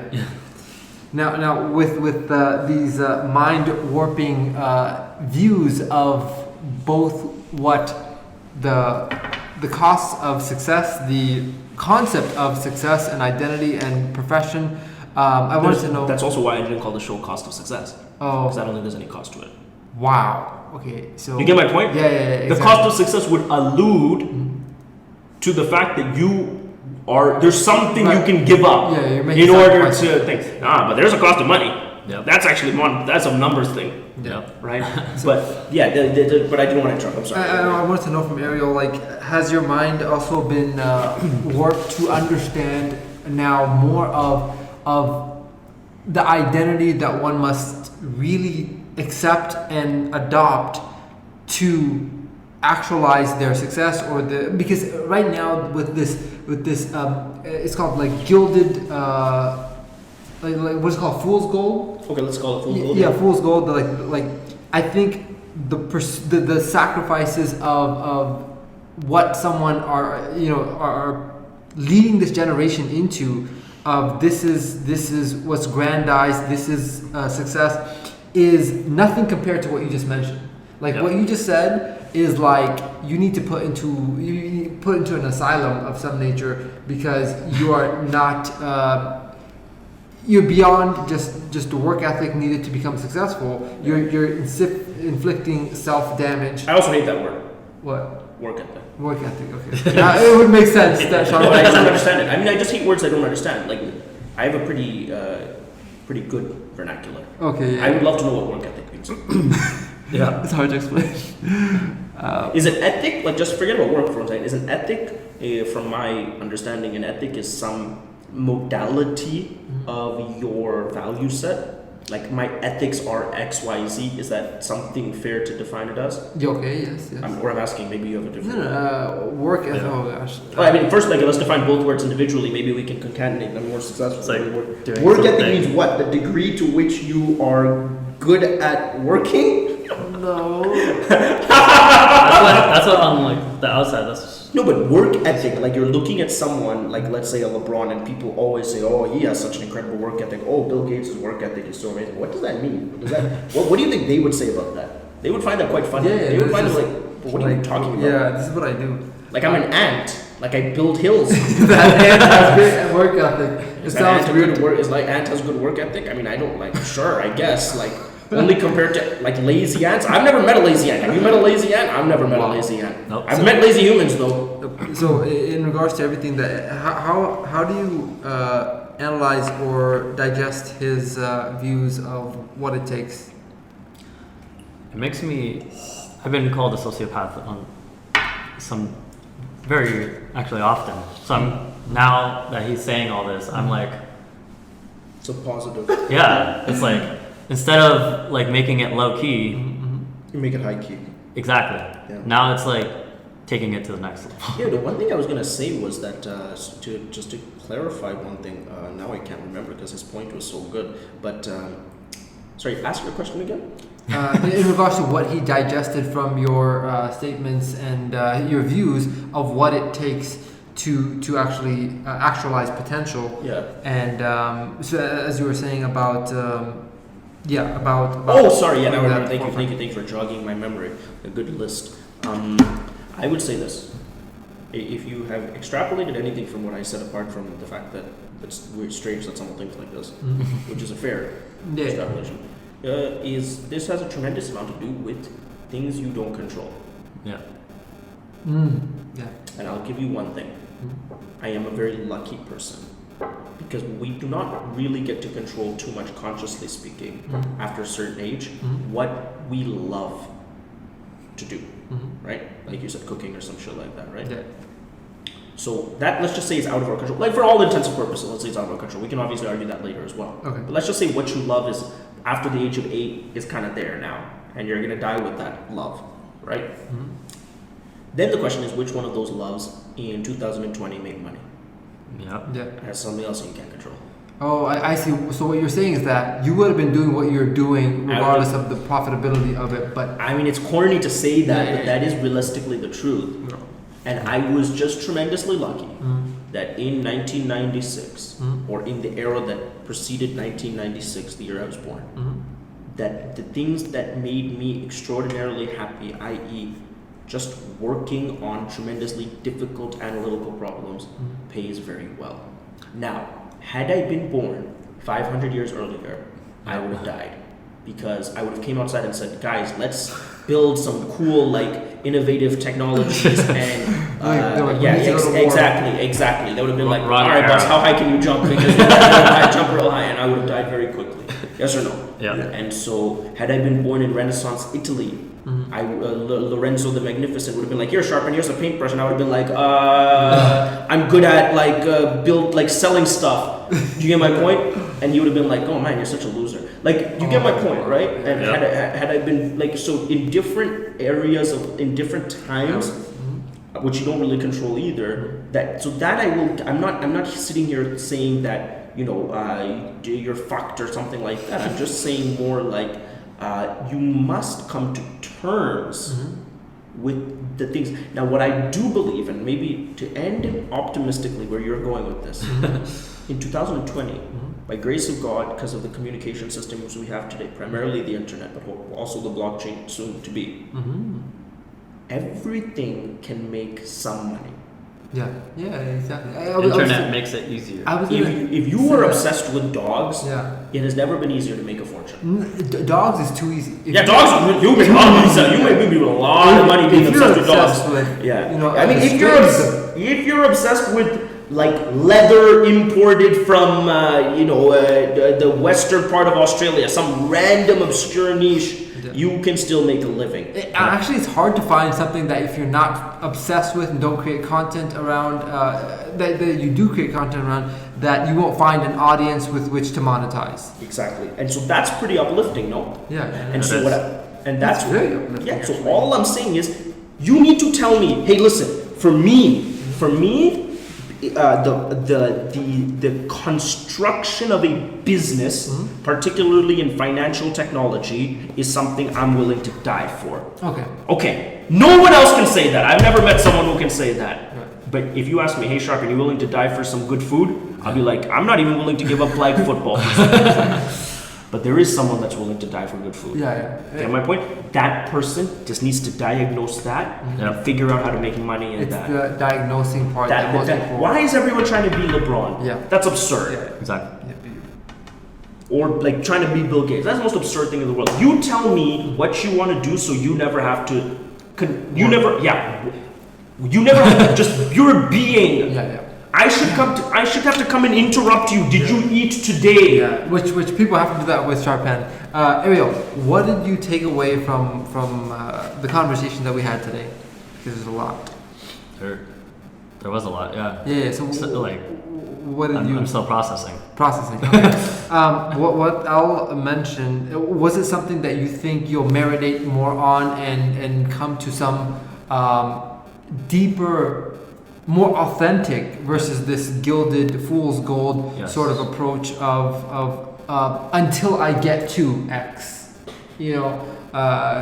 as opposed to this is my identity, this is what I wake up to do, and I don't do this maybe because I love it. I do this because this is what drives me, or this is what I live for. And that's the cost of money, Yeah. because this is what I will make the most money doing. Wow. Mhm. There's no question about that. Money is a representation of your ability to find the right thing to do. That is so true. It is. That's why money is so important. That's yeah. That is why money is so important. Money's the only thing that dictates. I can tell you, assure you, how good your money. Like I've met someone. One person that changed my life. He doesn't know it. Is he made some dumb shit. He was in charge of.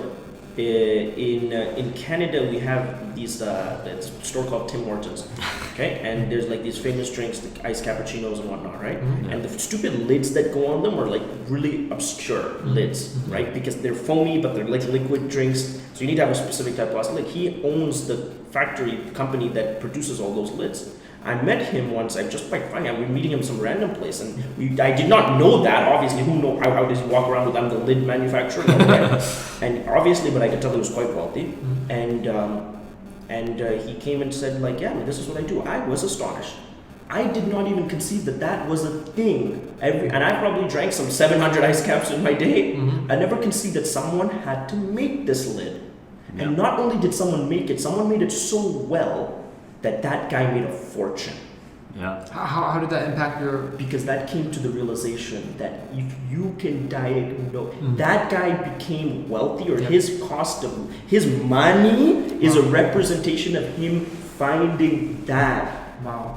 Does that make sense? Yeah. And so the idea that everyone has to be the next Bill Gates is absurd, because you don't need to be Bill Gates. You will be far richer being some cook, Yeah. like far richer than your attempt to become Bill Gates. And that's just in the financial sector. How about fulfillment? Oh yeah, alignment? fulfill. You'd be far more fulfilled. I Yeah. mean, it's not even your serotonin, oxytocin levels would go through the roof. You trying to be Bill Gates and thinking that you're sacrificing, or thinking you're gonna be LeBron, Oh, thinking you're sacrificing, and that you're like the fact that it upsets you to give up flag football. If that's the case, boss, you are doing the wrong thing. Okay. To conclude this, one of the key words that will never be the same for me is sacrifice. Yeah. That will be now an indicator that something is severely wrong. Very wrong. That I've taken a wrong turn. Very wrong. If it feels like that. And now actually looking at it through the lens of not sacrifice, but rather everything else that gets in the way or needing to do anything that is out of that way as sacrifice, like eating and sleeping. We can take a look at this cliffhanger and realize that maybe from an outside perspective, it looks like he's cutting off his legs. But to him, he is very content doing what he is completely in. You couldn't do anything else. He couldn't do anything else. You couldn't tell him to. Exactly. So if whatever it is that you love, whatever it is that lights you up inside, and right now, most likely you're not doing that thing, so you have to kind of fantasize about that. What if you could do that without any sort of reprimand or without any sort of distraction, and everything else in life is a distraction? And that is where I think the shifters of this world, the people that create the global changes and reach astronomical success, are mentally and biologically and psychologically, and I think we all have that. We all have something in us that if we were to not, like the quote that I mentioned to you, if you ask a fish to climb a tree, it'll think it's stupid. Everyone thinks it's stupid. Yeah, and I think mass majority of fishes are now trying to climb these trees because they're like, well, that's high, you know. Trying to be someone who they aren't. Absolutely. I mean, also society plays a role in that. Parents, education, a lot of play a role in that. But it's, of course, you're responsible for that dumbass decision. Yes, well said. And we'll conclude with that. This has been the very first episode of The Cost of Money, understanding both the literal and the metaphorical cost to actually self-actualization and the realization of one's pursuit. We will continue this adventure into the unknown week by week. We'll catch you on the very next episode.